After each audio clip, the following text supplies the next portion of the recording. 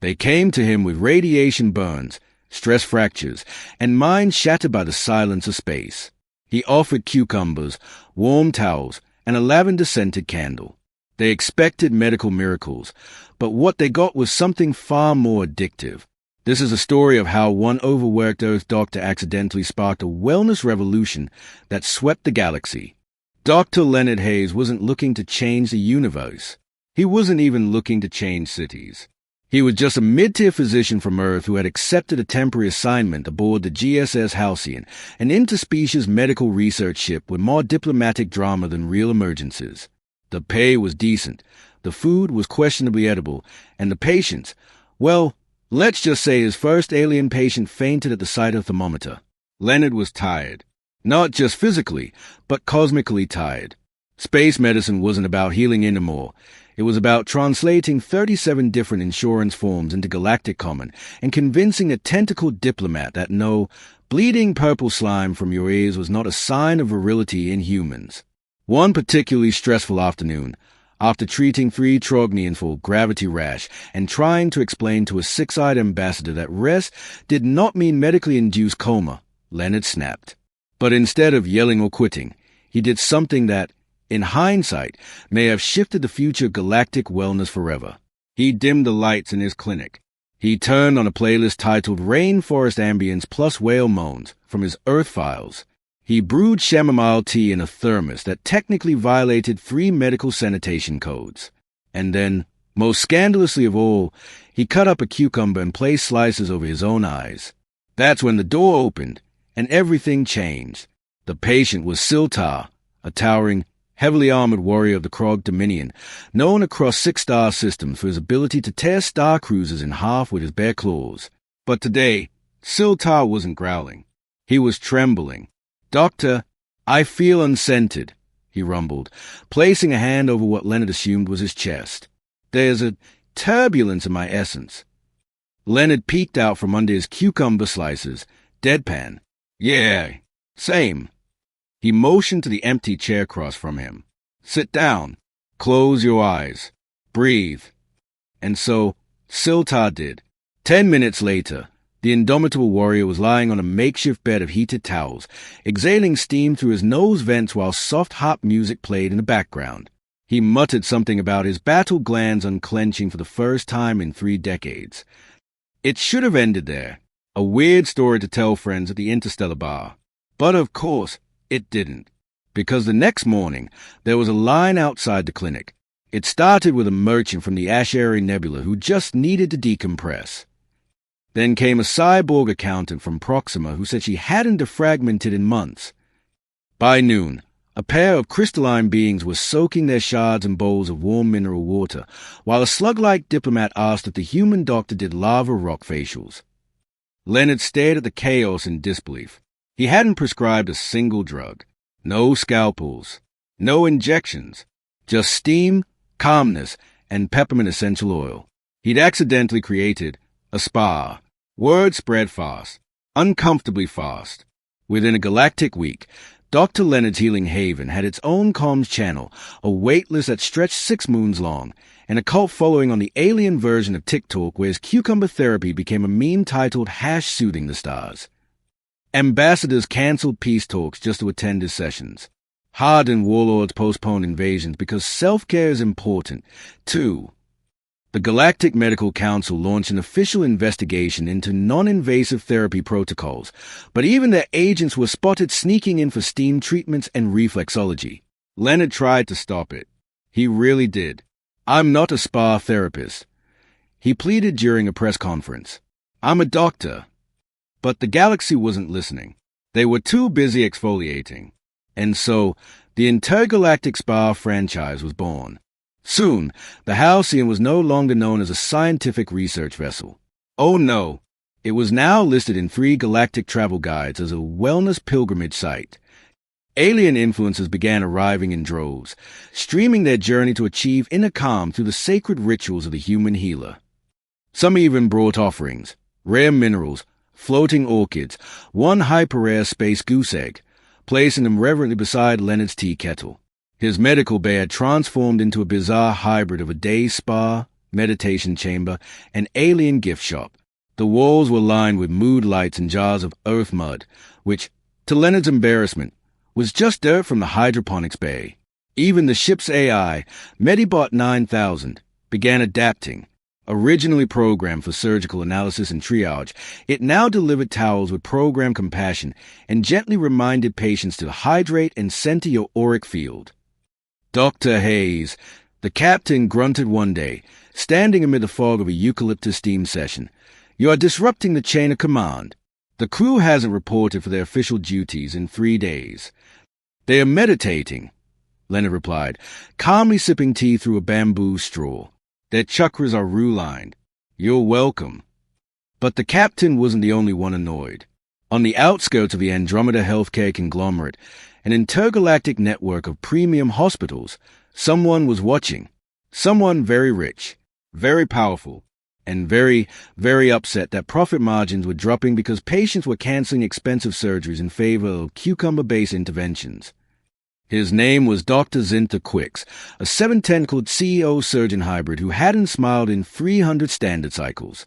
He wore sterile robes, operated with laser fingers, and viewed human medicine as primitive folk nonsense, his giving away healing for free.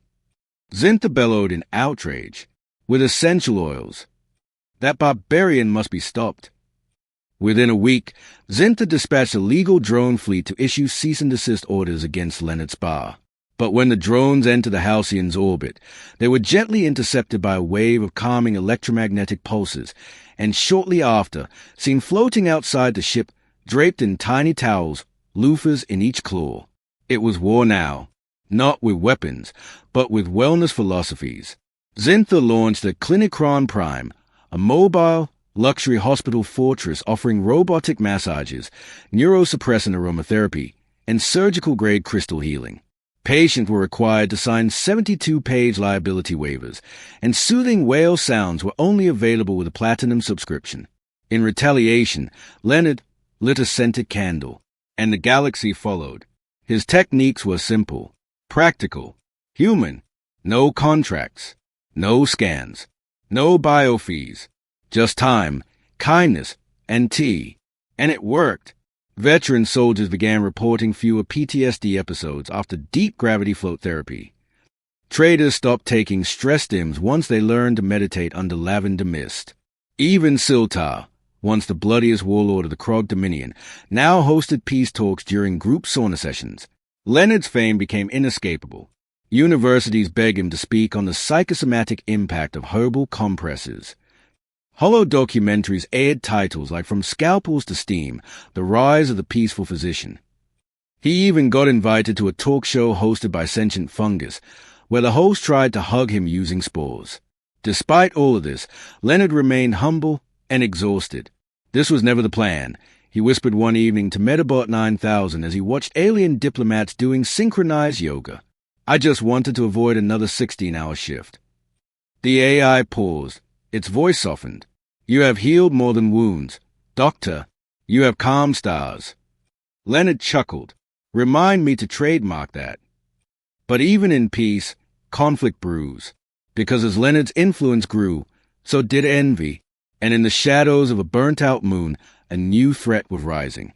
A rogue healer known only as the Crystal Fang, who claimed Earth doctors were frauds and promised true ascension through pain-based therapy. And so, Leonard found himself faced with his greatest challenge yet, a wellness war that could shatter the fragile harmony of the stars. But he had cucumbers, he had candles, and by oath, he had a spine made of chamomile steel. The Crystal Fang had no face, only a porcelain mask and a cold reputation. Once a prominent mind-body specialist in the Orion Therapeutic Syndicate, she had turned rogue after being laughed out of a conference for suggesting that pain was the most honest emotion. Now, she traveled aboard her bio-forward ship, the Serenity Scourge, offering treatments that made Leonard's patients faint just hearing about them, volcanic leech acupuncture, emotional trauma shock therapy, and something ominously named the Cleanse of Screams. She claimed Leonard's methods were weak. "Pillows and peppermint are for cowards," her broadcast declared. "Real healing begins when the soul breaks." Leonard, busy applying a hot stone to an ambassador's third shoulder, groaned. Can't she just open a torture dungeon on Yelp like everyone else? But the Crystal Fang wasn't just annoying, she was dangerous. Her growing cult of followers, calling themselves the Ascendants, started disrupting Leonard's sessions. They left glitter bombs in spa lockers. They replaced calming teas with chili oil. One even tried to swap his playlist with industrial screaming goats. Leonard had had enough. "I didn't start a war," he said, wrapping a soft towel around his shoulders like a general's cape. "But I'm going to end it. Gently." The showdown was scheduled. The first Galactic Wellness Conference, orbiting the neutral moon of Tranquilla Prime. Officially, it was meant to foster mutual healing methodologies.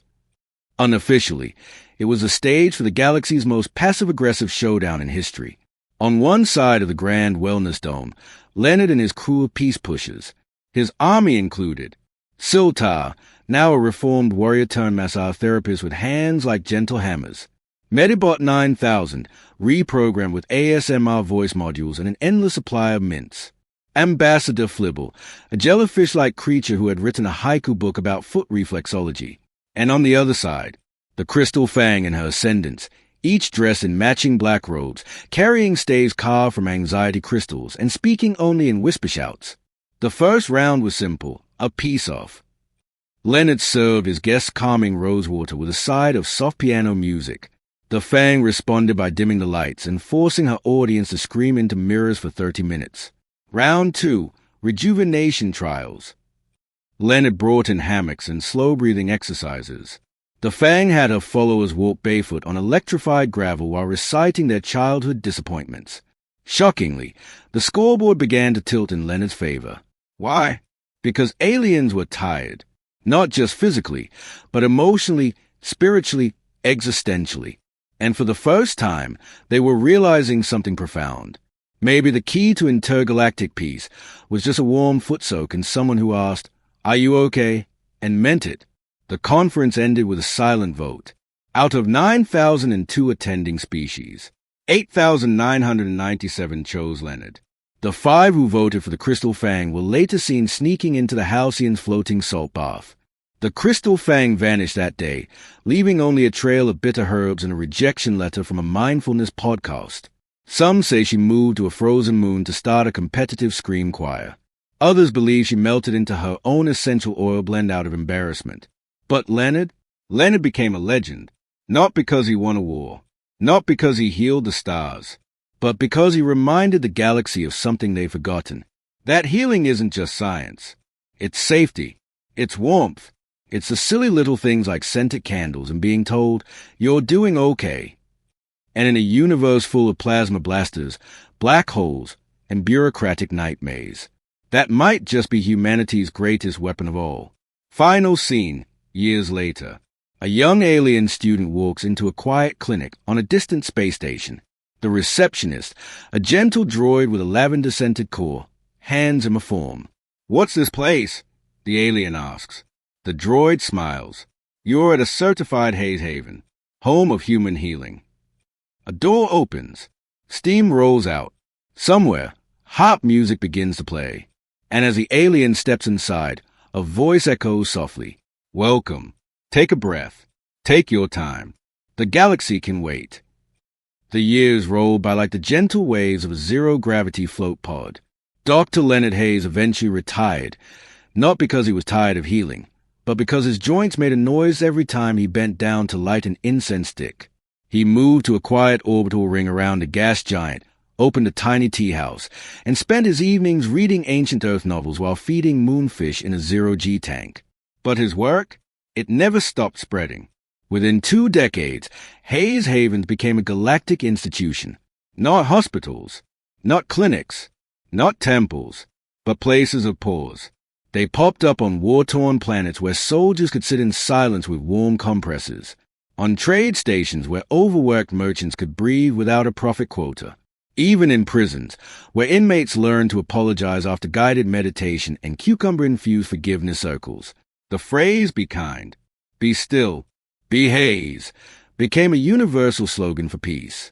There was even a musical, a wildly inaccurate and highly entertaining holo opera titled Cucumber of Destiny, where Leonard was portrayed as a time-traveling spa wizard with a talking footstool sidekick. Leonard hated it. Secretly, he watched it every week.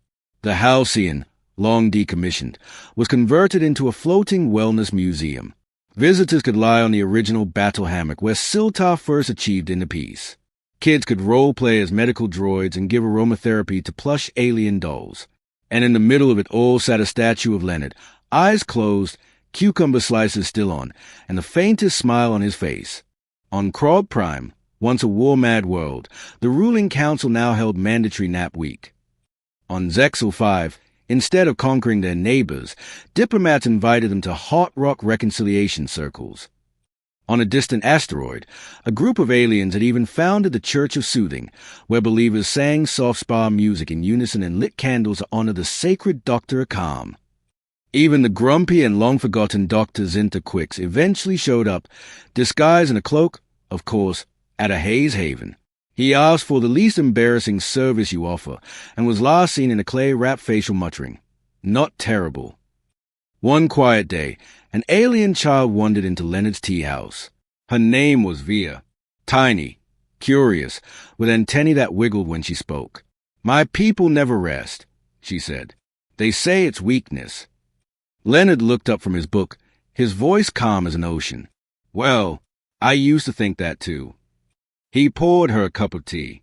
"But sometimes the bravest thing you can do is be still." Via blinked. "Can you teach me?"